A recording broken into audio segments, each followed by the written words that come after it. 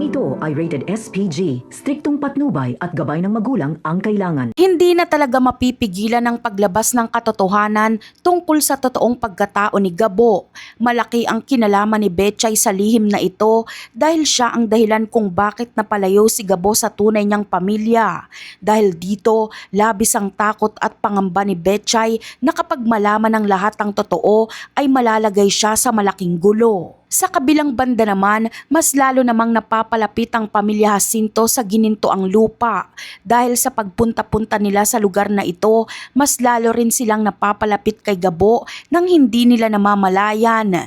Hindi na nga magtatagal at lalabas din ang katotohanan na si Gabo ay isa palang tunay na Jacinto. Gusto na kasing ibenta ng pamilya Jacinto ang ginintoang lupa kaya sila na mismo ang pumunta doon.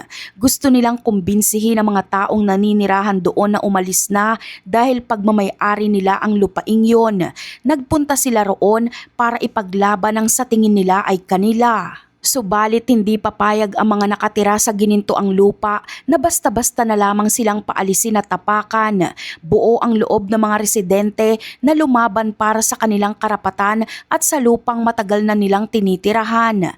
Dahil dito, nagkaroon ng malaking tensyon sa pagitan ng dalawang kampo. Sa gitna ng kaguluhang ito, maghaharap at magkikita sa wakas sila Ricardo at Gabo. Bagamat hindi pa sila magkakilala ng personal at wala pa silang alam sa katotohanan, mararamdaman pa rin nila ang magkabilang lukso ng dugo dahil sila ay mag-ama. At yan ang aabangan natin. Bye!